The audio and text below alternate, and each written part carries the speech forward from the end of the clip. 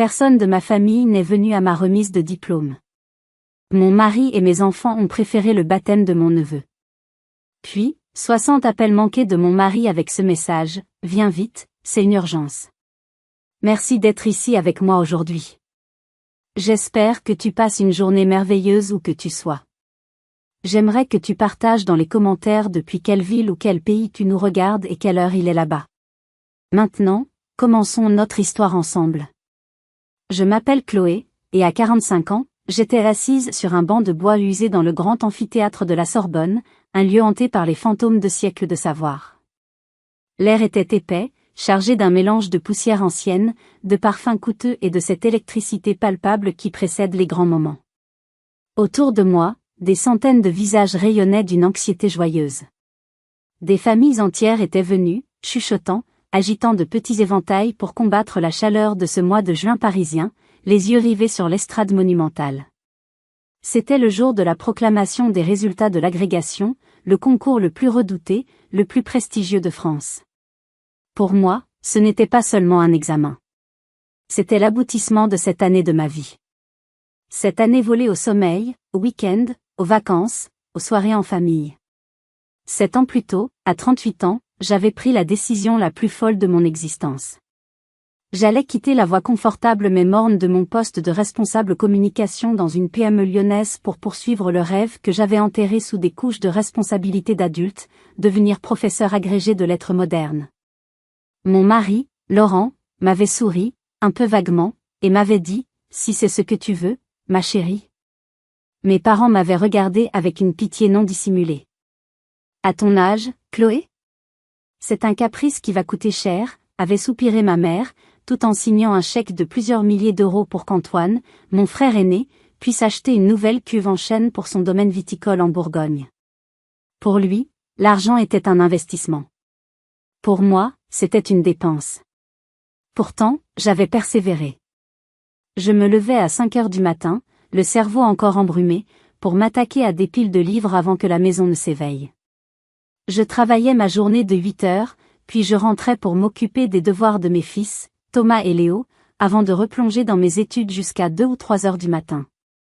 Le goût du café froid était devenu mon compagnon le plus fidèle. J'avais manqué des matchs de foot, des fêtes d'anniversaire, des soirées cinéma. J'avais entendu mes enfants se plaindre à leur père: « Maman est toujours dans son bureau, elle ne joue plus avec nous. » Chaque mot était une piqûre de culpabilité, mais je me cramponnais à cette idée, ce mantra que je me répétais sans cesse: c'est pour eux, c'est pour notre avenir, c'est pour leur montrer qu'on peut tout accomplir avec de la volonté. Et ce jour-là, dans cet amphithéâtre, j'avais réussi. Mon nom allait être appelé. J'avais réservé 10 places. 10, une rangée entière, au centre. Pour Laurent, mon mari. Pour Thomas et Léo, mes fils adolescents. Pour mes parents, Jean et Françoise. Pour Antoine, mon frère, et sa femme Élodie. Et même pour mon oncle Jean-Pierre et ma tante Martine, pour qu'ils voient que la petite Chloé rêveuse avait enfin fait quelque chose de sa vie. Dans ma tête, je les imaginais déjà.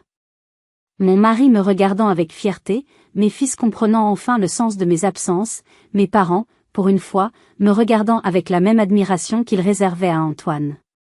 La cérémonie commença. Des discours, des noms, des applaudissements. Mon cœur battait si fort dans ma poitrine que j'avais l'impression qu'il allait s'échapper. Puis, le président du jury s'avança pour les résultats de lettres modernes. Il y eut un silence religieux. Je fixais la rangée vide. Ma rangée. Peut-être était-il en retard, coincé dans les embouteillages parisiens ? Une angoisse froide commença à s'insinuer dans mes veines, chassant l'excitation. Chloé Dubois. Mon nom. Il résonna sous les voûtes séculaires. Un instant, tout se figea. Puis les applaudissements polis commencèrent. Je me levai, mes jambes tremblaient. J'avançai dans l'allée centrale, le regard toujours fixé sur cette rangée vide, ce trou béant dans ma réalité. Je montai sur l'estrade, serrai la main du président du jury, pris le papier qui officialisait ma réussite. Un sourire mécanique était collé sur mon visage. En redescendant, je balayai la salle du regard une dernière fois. Rien. Personne. Juste des centaines d'inconnus et 10 sièges vides qui me hurlaient leur indifférence. Autour de moi, c'était l'explosion de joie. Des cris, des larmes, des familles qui se ruaient pour étreindre leur lauréat. Des bouteilles de champagne étaient débouchées dans un bruit festif. Et moi, je restais là, debout au milieu de l'allée, mon diplôme à la main, submergé par un silence si profond, si assourdissant, qu'il étouffait tous les bruits de la salle. J'étais devenue une statue au milieu d'un carnaval. J'avais gagné. J'avais tout gagné. Mais j'étais seule. Plus seule que je ne l'avais jamais été de toute ma vie. Pour comprendre l'abîme de solitude dans lequel je me trouvais ce jour-là, il faut comprendre la géographie de ma famille. Une carte dessinée non pas par l'amour, mais par une hiérarchie tacite et immuable. Au sommet de cette carte, trônait mon frère, Antoine. De 2 ans mon aîné, il était le soleil autour duquel toute la famille tournait. Grand, charismatique, avec ce vernis de confiance en soi que procure une vie sans obstacle, il avait hérité du prestigieux domaine viticole familial près de Beaune. Il n'avait pas simplement repris l'affaire, il l'avait incarnée. Chaque nouvelle acquisition, chaque médaille remportée par un de ses vins était célébrée comme un événement national. Mes parents, Jean et Françoise, le regardaient avec une adoration qui me laissait toujours un goût amer dans la bouche. Je me souviens d'un Noël, il y a peut-être 10 ans. J'avais annoncé, avec une certaine fierté, que j'avais obtenu une promotion à mon poste de responsable communication. Mon père m'avait tapoté la main distraitement. C'est bien, ma fille, c'est bien. 5 minutes plus tard, Antoine était arrivé, annonçant qu'il avait acheté une parcelle de vignes adjacente à la sienne. Ma mère avait joint les mains, les larmes aux yeux. Oh, Antoine! Quel homme d'affaires exceptionnel tu fais! Ton grand-père serait si fier. Une bouteille du meilleur cru avait été ouverte. Ma promotion avait été oubliée, noyée dans les louanges adressées à mon frère. C'était toujours comme ça. Les succès d'Antoine étaient des feux d'artifice. Les miens, de simples bougies qu'on éteignait d'un souffle d'indifférence. Quand j'ai annoncé ma décision de préparer l'agrégation, la réaction de ma mère fut particulièrement cruelle, bien qu'enrobée de sa douceur habituelle. Mais Chloé, pourquoi t'infliger ça? Tu as une vie si tranquille. Un mari, des enfants, un travail stable. C'est un rêve de jeune fille, ça. Tu n'es plus une jeune fille. Et puis, pense à Laurent et aux garçons. C'est un peu égoïste, non? Le mot « égoïste » était son arme préférée. Elle l'utilisait pour me rappeler ma place, celle qui doit prendre soin des autres, pas celle qui doit poursuivre ses propres ambitions. Pour Antoine, l'ambition était une vertu. Pour moi, c'était un caprice. Laurent, mon mari, avait été mon refuge au début. Il me voyait rentrer épuisé des cours du soir, le visage tiré. Il me préparait une tasse de thé, me massait les épaules en disant « Courage, tu vas y arriver ». Mais les années passant, son soutien s'était érodé. Il était devenu las de mes absences, des week-ends où je m'enfermais dans mon bureau, transformé en forteresse de livres. Les plaintes des enfants devenaient les siennes. Les garçons te réclament, Chloé. On ne fait plus rien en famille. Quand est-ce que ça se termine, cette histoire? Il ne voyait plus le sacrifice, seulement le dérangement. L'admiration initiale s'était muée en une sorte de ressentiment passif. Mes fils, Thomas et Léo, grandissaient avec cette image d'une mère fantôme, toujours le nez dans un livre, le regard lointain. J'essayais de leur expliquer. Je leur parlais de l'importance de l'éducation, de la beauté de la littérature, de la fierté d'accomplir quelque chose par soi-même. Mais comment rivaliser avec un match de foot, une sortie au cinéma ou une partie de jeux vidéo avec leur père? Dans leur monde d'adolescents, mon univers était abstrait et ennuyeux. Mon amour pour eux était immense, mais la culpabilité de les négliger l'était tout autant. C'était cette culpabilité que je voulais racheter le jour des résultats. Je voulais que ce diplôme ne soit pas seulement le mien, mais le leur aussi. Je voulais qu'ils voient concrètement le fruit de ces années de travail, qu'ils comprennent que les sacrifices de leur mère n'étaient pas vains, qu'ils avaient servi à construire quelque chose de grand et de beau. Je voulais lire la fierté dans leurs yeux. C'était ça, ma véritable récompense. Une récompense qui, je le savais maintenant en fixant cette rangée de sièges vides, ne me serait jamais accordée. L'organisation de cette journée de célébration avait commencé 6 mois plus tôt, avec l'optimisme naïf de celle qui croit encore aux contes de fées. Dès que j'avais eu la date prévisionnelle de la proclamation des résultats, j'avais agi avec une précision quasi militaire. Mon premier geste, le plus symbolique, fut de réserver un salon privé chez Paul Bocuse, à Collonges-au-Mont-d'Or. L'institution. Le temple de la gastronomie française. C'était une folie. L'acompte de 1 500 € avait fait un trou béant dans nos économies, mais pour moi, le symbole était plus fort que le prix. Je voulais offrir à ma famille non pas un simple dîner, mais un événement inoubliable, un moment gravé dans le marbre de la grande cuisine française pour célébrer un accomplissement qui m'avait demandé tant de sacrifices. Je m'imaginais déjà, levant mon verre de champagne, entouré des miens, dans ce décor somptueux. Mon premier appel fut pour mes parents. Ma mère décrocha, sa voix douce comme du miel. « Oh, c'est merveilleux, ma chérie. Note ça sur le calendrier, Jean. » La soutenance de Chloé. À travers le combiné, j'entendis mon père marmonner, je le note au crayon à papier, on ne sait jamais. Cette simple phrase aurait dû m'alerter. C'était leur manière de fonctionner, les engagements concernant Antoine étaient gravés dans le marbre, les miens étaient notés au crayon à papier, prêts à être effacés à la moindre occasion. Puis, j'appelai Antoine. Il était en pleine dégustation avec des clients américains. Il me répondit d'un ton pressé. « Ah oui, c'est vrai, ton concours. Super. Écoute, je suis débordé là. On en reparle. » Il ne rappela jamais. Le véritable coup de froid arriva 2 semaines plus tard, par un appel d'Élodie, ma belle-sœur. Sa voix était mielleuse, presque triomphante. « Chloé, ma chérie, j'ai une nouvelle merveilleuse. Nous avons enfin fixé la date pour le baptême de notre petit Louis. Tu imagines notre joie. » Je sentis un nœud se former dans mon estomac. « C'est super, Élodie. »« C'est quand ?» Elle marqua une pause, savourant son effet. « Le samedi 18 juin. » Mon cœur s'arrêta. Le même jour que ma proclamation. « Mais, Élodie, c'est le jour de mes résultats. Je vous l'ai dit il y a des mois. » Sa réponse fut un chef-d'œuvre de cruauté déguisée en sollicitude. « Oh, ma pauvre chérie, quelle coïncidence malheureuse. Mais tu comprends, nous ne pouvions pas faire autrement. C'était la seule date où l'archevêque était disponible pour venir officier en personne. Tu te rends compte? L'archevêque. Antoine a tellement insisté pour avoir ce qu'il y a de mieux pour son fils. Tu ne nous en veux pas, j'espère? L'archevêque.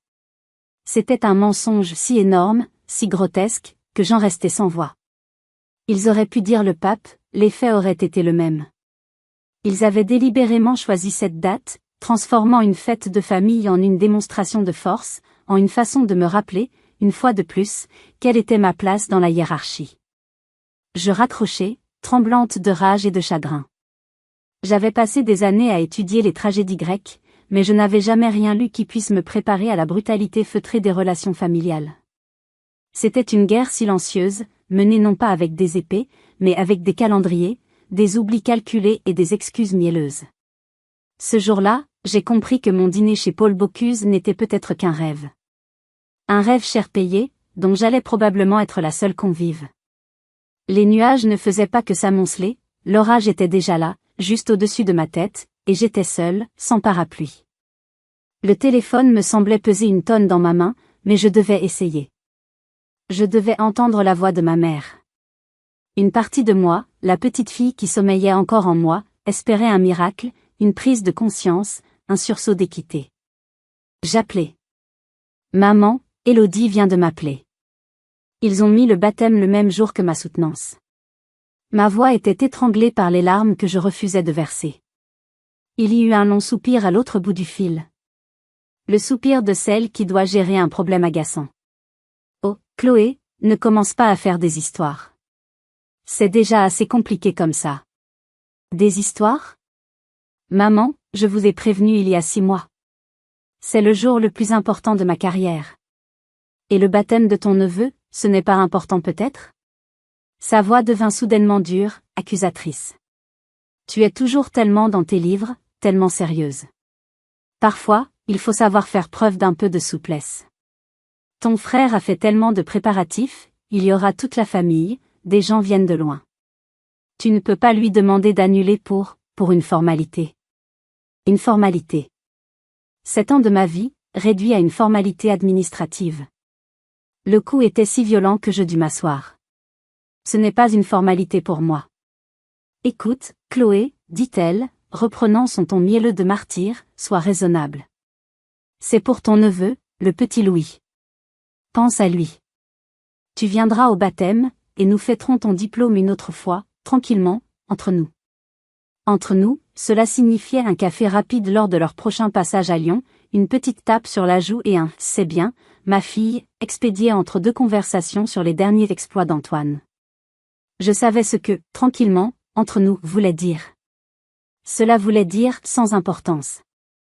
Après avoir raccroché, consumé par un sentiment d'injustice totale, je fis quelque chose que je ne faisais jamais, j'appelai Antoine directement pour le confronter. Il répondit d'un ton agacé. « Qu'est-ce qu'il y a encore ? C'est toi qui as demandé à Élodie de fixer le baptême ce jour-là, n'est-ce pas ? » Il y eut un silence, puis un petit rire condescendant. « Et si c'était le cas ? Franchement, Chloé, grandis un peu. Le monde ne tourne pas autour de ton petit concours. J'ai une centaine d'invités, des contrats qui se signent, une réputation à maintenir. Mon baptême, c'est la vie. Ton concours, c'est du papier. C'est du papier. » La phrase me frappa en plein visage. 5 mots pour anéantir cette année. 5 mots pour me signifier que mon monde intellectuel, mes efforts, mes rêves, n'étaient rien face à son monde matériel, à sa réalité clinquante. « Je ne te pardonnerai jamais ça, Antoine, » murmurai-je. « Comme tu veux, » répondit-il en haussant les épaules, même si je ne pouvais pas le voir. De toute façon, papa et maman ont déjà confirmé leur présence. Ils dorment au domaine la veille. Alors, ton pardon. Il n'a pas eu besoin de finir sa phrase. Je raccrochai. Ce soir-là, Laurent me trouva en larmes dans la cuisine. Je lui racontai tout, les mensonges d'Élodie, la cruauté de ma mère, le mépris de mon frère. Il me prit dans ses bras, me laissa pleurer contre son épaule. Ses bras étaient chauds, réconfortants. « Je suis désolé, ma chérie, » murmura-t-il. « Je sais à quel point ils peuvent être terribles. Ils sont snobs et injustes. Mais ne les laisse pas gâcher ton moment. » Il me releva le menton, me forçant à le regarder dans les yeux. « Écoute-moi. Nous, on sera là. Tes fils et moi. On sera au premier rang. On criera ton nom plus fort que tout le monde. C'est ça qui compte, non? Notre famille. Toi, moi, et les garçons. » Je le crus. J'avais tellement besoin de le croire. Sa promesse devint ma bouée de sauvetage dans cet océan de cynisme familial. Je m'y accrochai de toutes mes forces, en me disant que tant qu'il serait là, tant que mes enfants seraient là, le reste n'avait pas d'importance. J'avais tort. Le pire n'était pas encore arrivé. La veille de la proclamation, une fébrilité étrange régnait dans la maison. C'était un mélange de mon anxiété palpable et d'une tension plus sourde, que je ne parvenais pas à identifier. J'avais passé l'après-midi à récupérer la robe que je m'étais offerte. Une pièce magnifique, d'un bleu profond, simple mais d'une coupe parfaite. C'était plus d'argent que je n'en avais jamais dépensé pour un vêtement, mais c'était mon armure pour le lendemain. En la suspendant dans notre chambre, je me sentis, pour la première fois depuis des mois, presque heureuse. Le soir, alors que je préparais un dîner simple, j'entendis des éclats de voix provenant de la chambre de Thomas, mon fils aîné. Je reconnus la voix de Laurent. Je m'approchai de la porte, sans vouloir écouter, mais une phrase me glaça le sang. C'était Thomas qui parlait, d'un ton suppliant. « Mais papa, s'il te plaît. Au baptême, il y aura la nouvelle console de jeux géante dans la salle de jeu, et tous les cousins seront là. La cérémonie de maman, ça va durer 3 heures, à écouter des vieux parler.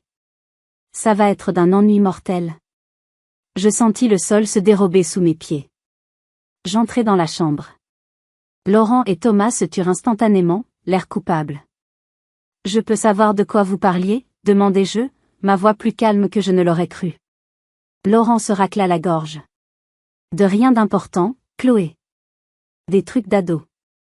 L'ennui mortel que représentera ma cérémonie, ce sont des trucs d'ado?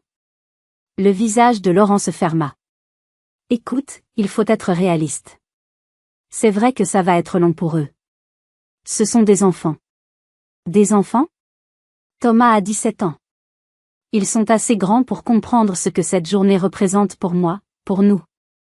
La discussion se transforma rapidement en dispute, la première vraie dispute que nous ayons eue à ce sujet. Je voyais Laurent reculer, chercher des excuses, son soutien des semaines passées s'effritant sous mes yeux. Finalement, acculé, il lâcha la proposition qui allait tout faire voler en éclats. On pourrait peut-être faire un compromis, dit-il d'un ton qu'il voulait conciliant. J'emmène les garçons au baptême le matin, en Normandie. Ils s'amusent quelques heures, et on essaie de prendre la route pour te rejoindre à Lyon pour le dîner chez Bocuse le soir. Comme ça, tout le monde est content. Je le regardais, incrédule. Un compromis? Tu appelles ça un compromis? Que tu prennes mes enfants pour les emmener à la fête de l'homme qui m'a humilié, le jour même où tu es censé être à mes côtés? C'est ça, ton compromis? Je ne pensais pas que la cérémonie en elle-même était si importante pour toi. Je pensais que c'était le diplôme qui comptait. Tout compte, Laurent, criai-je, les larmes montant enfin. Chaque seconde de cette journée compte. C'est la seule chose que je vous ai demandé en 7 ans. La dispute s'arrêta là, dans une impasse glaciale. Il dormit sur le canapé cette nuit-là. Je ne fermais pas l'œil, ressassant chaque mot. Quelque chose ne collait pas. Sa proposition semblait trop préparée, trop réfléchie. Poussé par une intuition terrible, je me levai vers 3 heures du matin. J'allumai son ordinateur portable, qu'il avait laissé dans le salon. Mon cœur battait à tout rompre. J'ouvris sa boîte mail. Et là, je le vis. Un email de confirmation, datant de la semaine précédente. De l'agence de location de voitures, Sixt. Pour la location d'un minibus 9 places, à prendre à Lyon le samedi matin à 7 heures, et à rendre le dimanche soir. Il n'avait pas simplement envisagé un compromis. Il avait tout prévu. Dans mon dos. Il avait prévu de m'abandonner, d'emmener mes enfants, et probablement même d'autres membres de la famille, à cette maudite fête. La promesse qu'il m'avait faite, les mots qui avaient été ma bouée de sauvetage, n'étaient qu'un mensonge. Un mensonge cruel et calculé. À cet instant, dans le silence de la nuit, j'ai compris que le lendemain, je serais seule. Et la douleur de cette trahison était infiniment plus profonde que celle causée par mon frère ou mes parents. C'était la trahison de l'homme qui partageait ma vie. Le soleil du 18 juin se leva sur une maison silencieuse et vide.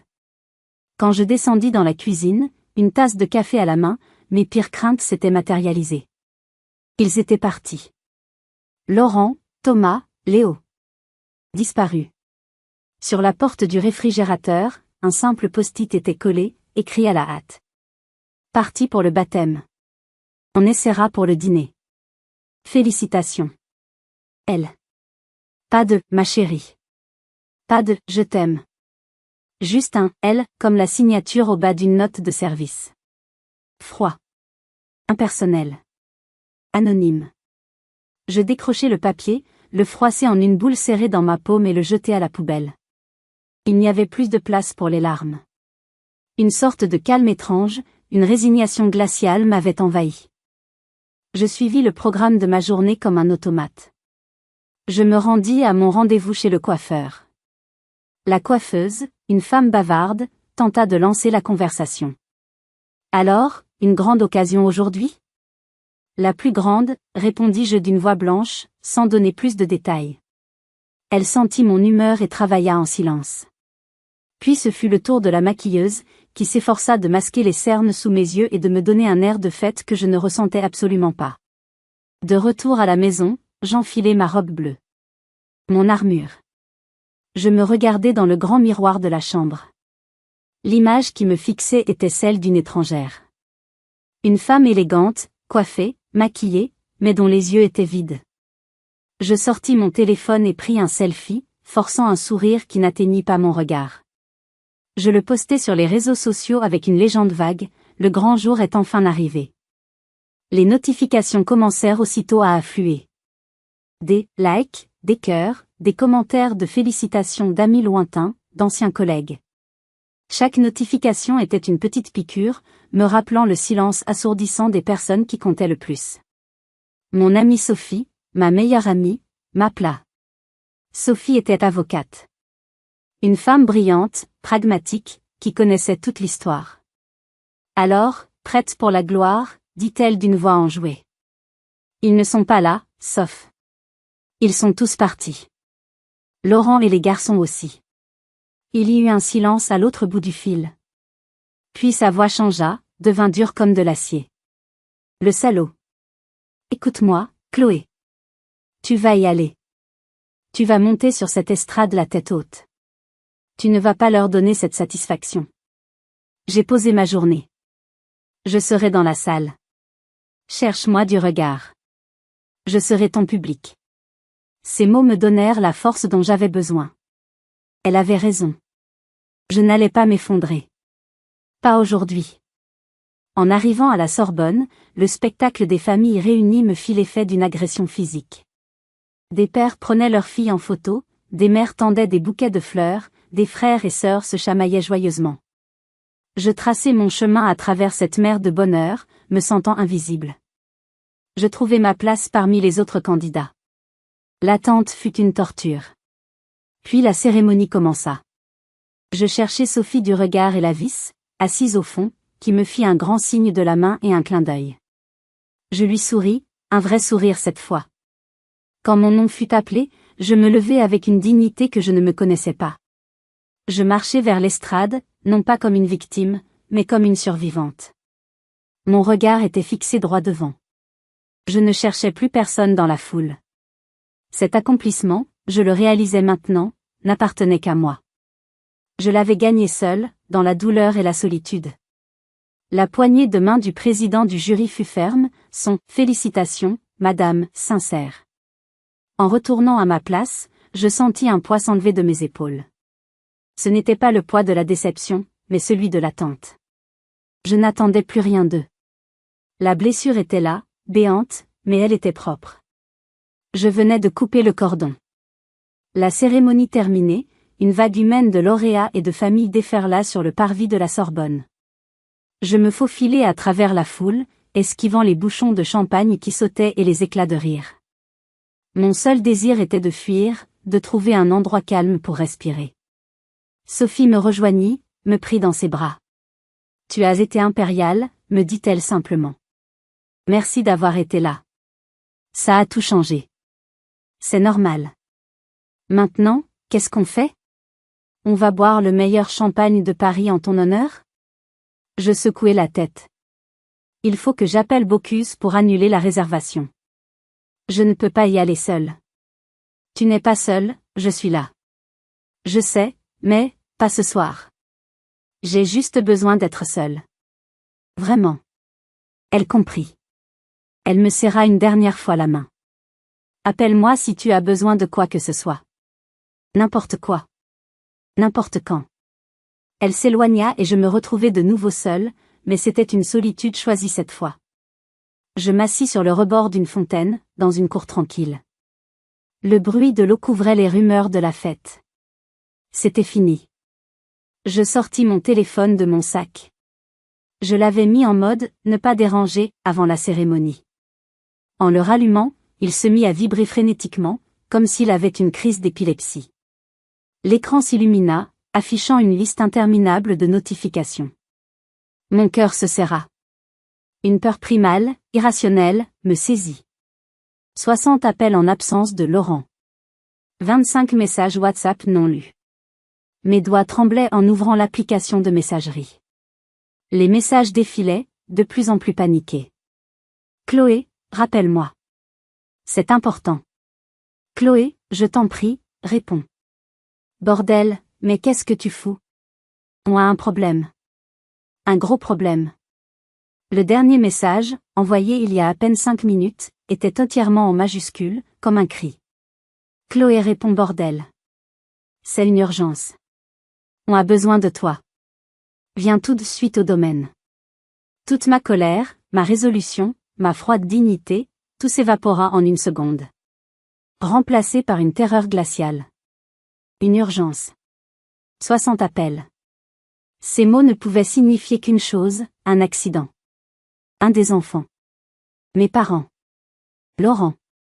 Mon esprit s'emballa, dessinant les scénarios les plus horribles. La voiture, la route entre la Normandie et la Bourgogne. J'avais le souffle coupé. Je composais le numéro de Laurent. Il décrocha avant même la fin de la première sonnerie. Enfin, hurla-t-il, sa voix aiguë, méconnaissable, stridente de panique. Mais qu'est-ce que tu foutais? On t'appelle depuis plus d'une heure. Que se passe-t-il? Ma voix était un murmure rauque. Est-ce que les enfants vont bien? Est-ce que tout le monde va bien? Non, tout ne va pas bien. C'est Antoine. Il a fait une crise. C'est une catastrophe, Chloé, une catastrophe absolue. Il faut que tu viennes, tout de suite. Une crise? Une crise de quoi? Il est à l'hôpital? Non, non, on est au domaine, mais, il est effondré, il tremble, il ne parle plus. Ma mère est hystérique. C'est le chaos. Viens, je t'en supplie. Je restai silencieuse une seconde, essayant de comprendre. Pas un accident. Pas un hôpital. Une crise. Une crise d'Antoine. Et pour ça, il m'avait bombardé d'appels, m'avait fait croire au pire drame de ma vie. La peur qui m'avait glacé le sang commença à se transformer en quelque chose d'autre. Quelque chose de beaucoup plus froid et de beaucoup plus sombre. J'arrive, dis-je simplement avant de raccrocher.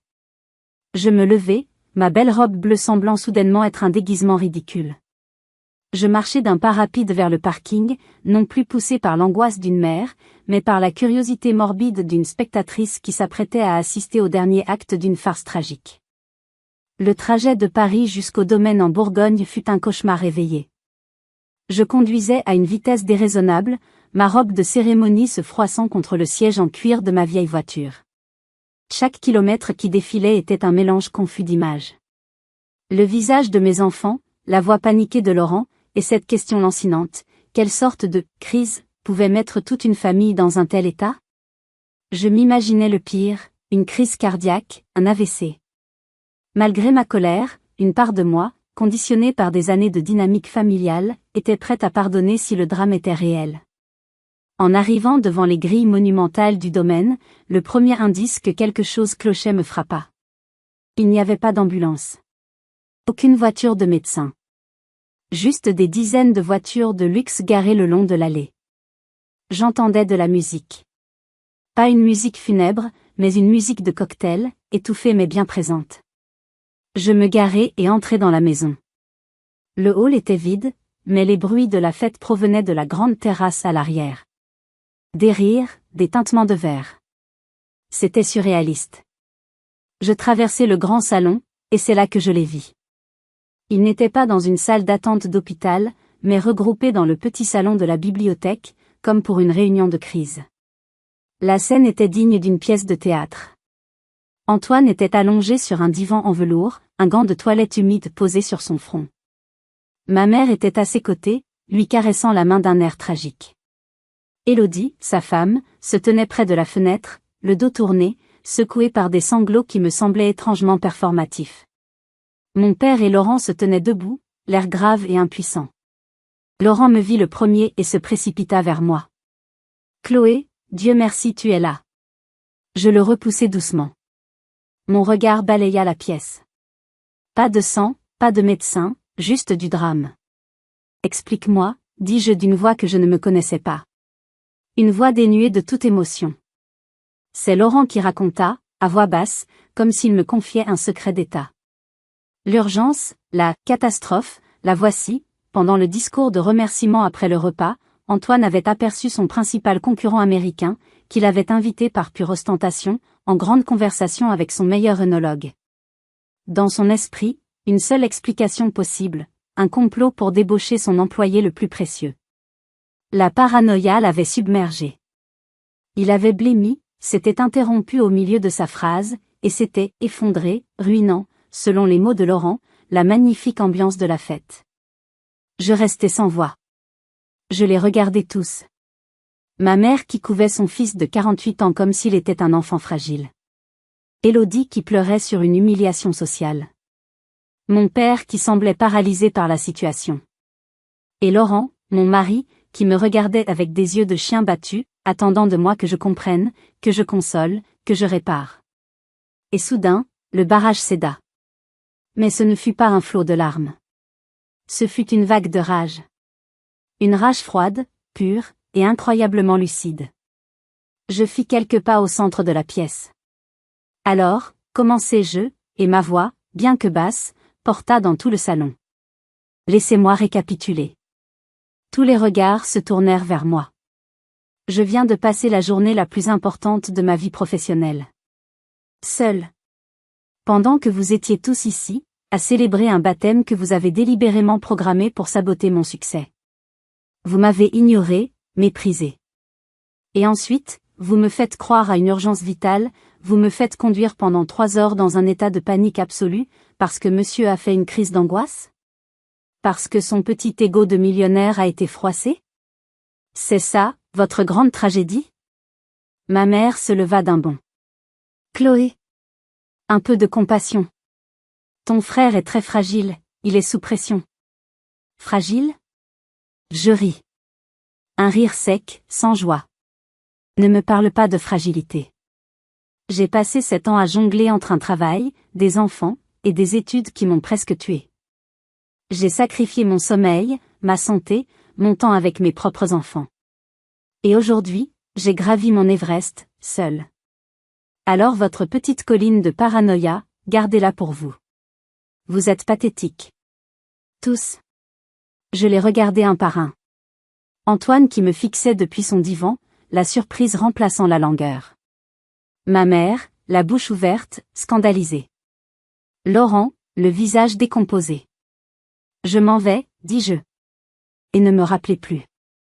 Ni pour vos urgences, ni pour vos fêtes. Pour rien. Je tournai les talons. Laurent tenta de me retenir. Chloé, attends, ne pars pas comme ça. Je me dégageai de son emprise sans même le regarder. Ne me touche pas, en sortant de la maison, j'entendis la musique de la fête sur la terrasse. Les rires, le champagne. Ma famille était restée dans son petit théâtre de l'absurde. Mais moi, j'avais quitté la scène. Pour de bon. Je n'ai pas repris la route pour Lyon. L'idée de retourner dans notre appartement, cet espace désormais souillé par le mensonge, m'était insupportable. J'ai conduit sans but pendant un moment, puis j'ai instinctivement pris la direction de Paris. J'ai appelé la seule personne au monde que je voulais voir. Sophie. Je suis désolée de te déranger. Je suis sur la route de Paris. Est-ce que je peux venir chez toi? N'arrive pas chez moi. Rejoins-moi directement à mon cabinet. On a des choses à faire. Sa voix était calme, déterminée. Pas de pitié. De l'action. C'était exactement ce dont j'avais besoin. Quand j'arrivai à son cabinet d'avocat près de la place de la Madeleine, elle m'attendait avec 2 verres et une bouteille de whisky. Bois ça, dit-elle en me tendant un verre. Et raconte-moi tout. En détail. Je lui racontai la scène surréaliste au domaine, la crise d'Antoine, la réaction de ma famille. Elle m'écouta sans m'interrompre, hochant la tête de temps en temps. Quand j'eus fini, elle ne dit pas « les pauvres », c'est terrible. Elle dit « ça ne tient pas debout ». Qu'est-ce qui ne tient pas debout? Le comportement de Laurent. La faiblesse, l'influence de ta famille, d'accord. Mais louer un minibus en secret? Te mentir effrontément? Paniquer à ce point pour une crise de nerfs de ton frère? Il y a autre chose, Chloé. Une pièce manquante.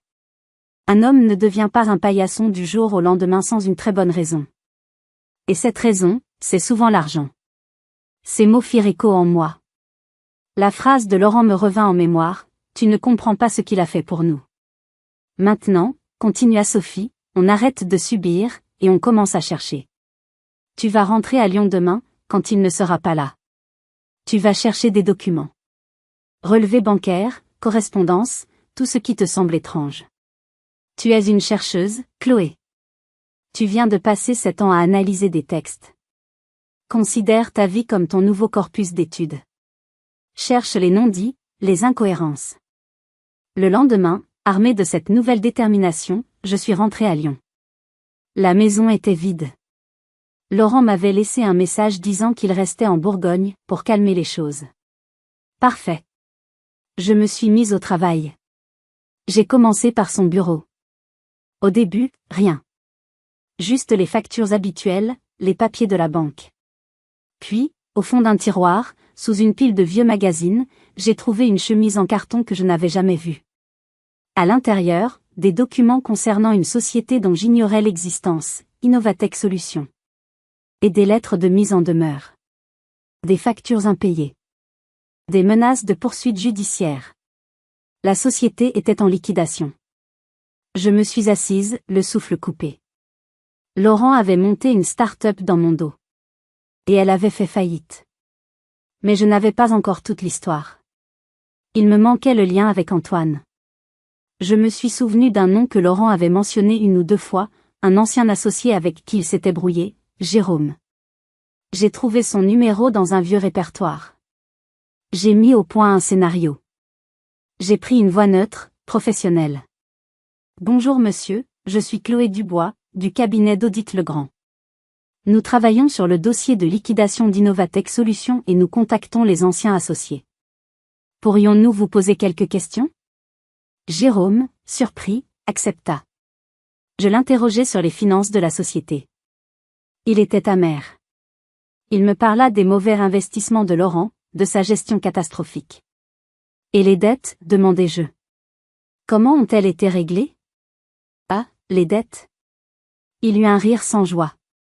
Laurent a trouvé un « ange gardien », comme il disait. Son frère. Le grand Manitou du vin. Il a tout remboursé d'un coup. Plus de 200 000 €. Un chèque personnel. Après ça, Laurent m'a éjecté de l'affaire et a tout liquidé. Il a dit qu'il avait une dette envers son frère qu'il ne pourrait jamais rembourser. En raccrochant, toutes les pièces du puzzle s'emboîtèrent dans un cliquetis sinistre. Le mensonge. La location du minibus. La panique. La soumission. Ce n'était pas de la faiblesse. C'était du chantage. Mon mari n'était pas seulement un lâche. Il était la marionnette de mon frère. Et le prix de son silence, le prix de sa faillite cachée, c'était mon humiliation. J'étais la monnaie d'échange. Je n'ai pas pleuré. Je n'ai pas crié. J'ai ressenti une clarté terrible, comme après un violent orage. J'ai scanné tous les documents que j'avais trouvés, et je les ai envoyés par email sécurisé à Sophie avec un simple message, j'ai tout. Sa réponse fut immédiate, excellent. Ne dis rien à personne. Je m'occupe de convoquer tout le monde. La guerre est déclarée. Une semaine plus tard, une scène improbable se déroulait dans l'étude feutrée de Maître Véron, un notaire parisien recommandé par Sophie. La convocation, envoyée par un cabinet d'avocats pour une affaire familiale urgente, avait fait venir tout le monde. Mes parents étaient là, l'air inquiet et offensé d'avoir été convoqués de la sorte. Antoine et Élodie affichaient un air d'arrogance et d'ennui, comme si on les dérangeait pour une vétille. Et Laurent, mon mari, était blême, sentant le piège se refermer sur lui. J'étais assise entre Sophie et le notaire, calme, droite. J'avais choisi une tenue sobre mais autoritaire. Une robe noire, un blazer bien coupé. L'armure avait changé. Maître Véron commença, d'une voix neutre. Mesdames, messieurs, nous sommes réunis à la demande de Madame Chloé Dubois pour clarifier certains aspects de la situation patrimoniale et familiale. Antoine laissa échapper un petit rire. Situation patrimoniale? Chloé, qu'est-ce que c'est que cette comédie? Si tu as besoin d'argent, il fallait le dire. Sophie posa son stylo sur la table, le bruit sec faisant sursauter tout le monde. Avec tout le respect que je vous dois, Monsieur Dubois, je vous prierai de laisser ma cliente s'exprimer. Je pris la parole, ma voix posée, sans une once de tremblement. Je ne suis pas ici pour demander de l'argent. Je suis ici pour la vérité. Je sortis une copie du dossier Innovatech Solutions, et le fis glisser sur la table en acajou. Je racontais l'histoire de la start-up, de la faillite, des dettes. Laurent me fixait, les yeux écarquillés, comme s'il voyait un fantôme. Puis je sortis une copie du relevé de compte montrant le virement de 200 000 € d'Antoine à Laurent. Je le posai à côté du premier dossier. Et voici la solution, dis-je. Un arrangement. Une dette. Un secret qui a coûté bien plus que de l'argent. Il a coûté ma dignité. Il a coûté le respect de mes enfants. Il a coûté mon mariage. Mes parents me regardaient, abasourdis. Ils ne comprenaient pas. Ma mère se tourna vers Laurent. C'est vrai, Laurent? Tu nous as caché ça? Antoine, lui, avait retrouvé sa contenance. Il se pencha en avant, un sourire mauvais aux lèvres. Et alors? J'ai aidé mon beau-frère à ne pas finir en prison. J'ai sauvé l'honneur de la famille. Il me devait bien un service en retour. C'est normal de choisir le baptême de mon fils plutôt que le petit caprice de ma sœur. C'était le prix à payer. C'est là que Sophie intervint. C'était le moment qu'elle attendait. Le prix à payer, Monsieur Dubois? C'est intéressant. Parce que nous avons ici une reconnaissance de dette très mal rédigée, sans échéancier, sans taux d'intérêt déclaré. Un virement entre comptes personnels qui pourrait être requalifié par l'administration fiscale. Pire encore, le fait de lier ce prêt à des exigences personnelles, comme forcer votre beau-frère à agir contre sa volonté et celle de son épouse, pourrait être interprété par un juge comme une forme d'extorsion ou d'abus de faiblesse. Le visage d'Antoine se décomposa. La couleur quitta ses joues. Il se tourna vers Sophie, puis vers moi, la haine pure dans le regard. Tu n'oserais pas, siffla-t-il. Oh, si, répondis-je doucement. J'ai passé 7 ans dans les livres. J'ai appris à lire. Surtout ce qui est écrit en tout petit. Votre petit arrangement est terminé. Le silence dans le bureau du notaire était total. Pour la première fois de ma vie, j'avais le pouvoir. Et je n'avais même pas eu besoin d'élever la voix. La réunion chez le notaire n'a pas été la fin de la guerre, mais la fin de la bataille. La suite fut une implosion lente et douloureuse, comme un bâtiment qui s'effondre sur ses propres fondations. Antoine, privé de son levier de chantage et exposé comme un manipulateur, a tenté de faire marche arrière, mais le mal était fait. Mes parents, pour la première fois, ont vu la noirceur derrière le sourire enjôleur de leur fils prodigue. Le miroir de leur famille parfaite s'était brisé, et les éclats étaient tranchants. 1 an plus tard, le paysage de ma vie avait été entièrement redessiné. Je suis maintenant professeur Chloé Dubois. J'enseigne la littérature du XIXe siècle à l'Université Lyon 2. J'ai mon propre bureau, une pièce lumineuse remplie de livres, avec une vue sur les toits de la ville. Sur le mur, en face de mon bureau, mon diplôme de l'agrégation est encadré. Il n'est pas là pour impressionner les autres, mais pour me rappeler, chaque jour, de quoi je suis capable lorsque je compte sur mes propres forces. Mes étudiants sont brillants, curieux, et leur énergie est un baume sur les cicatrices de mon passé. Laurent et moi sommes séparés. La découverte de son mensonge, de sa double vie financière, était une trahison trop profonde pour être surmontée. Nous avons vendu l'appartement. Il a utilisé sa part pour rembourser une partie de ce qu'il me devait moralement et financièrement, et il tente aujourd'hui de se reconstruire, seul. Nous avons une garde partagée pour Léo, qui est encore mineur, et nous entretenons une relation polie, distante. La passion et la confiance ont disparu, mais nous sommes unis par notre amour pour nos enfants. Thomas et Léo ont été les plus grandes surprises de cette épreuve. Après la confrontation chez le notaire, ils ont compris. Ils ont vu la force de leur mère, la faiblesse de leur père, et la toxicité de leur oncle. Un soir, quelques semaines après la réunion, Thomas, mon fils aîné, est venu s'asseoir à côté de moi dans le salon. Il a eu du mal à trouver ses mots. Maman, je suis désolé. J'ai été un idiot. J'aurais dû être là pour toi. Je suis fier de toi. Vraiment. Ces mots, maladroits mais sincères, ont réparé une partie de mon cœur que je croyais perdue à jamais. Quant à ma famille d'origine, les ponts ne sont pas entièrement coupés, mais ils sont devenus des passerelles fragiles et rarement empruntées. Mes parents m'appellent de temps en temps. Leurs conversations sont remplies de silences gênés. Ils n'ont jamais vraiment présenté d'excuses, mais leur ton a changé. Il n'y a plus de condescendance, juste une sorte de respect craintif. Antoine et moi ne nous parlons plus. J'ai appris qu'il avait des difficultés dans ses affaires, sa réputation ayant été ternie par des rumeurs qui ont commencé à circuler après notre réunion de famille. Il semblerait que l'arrogance soit un mauvais partenaire en affaires.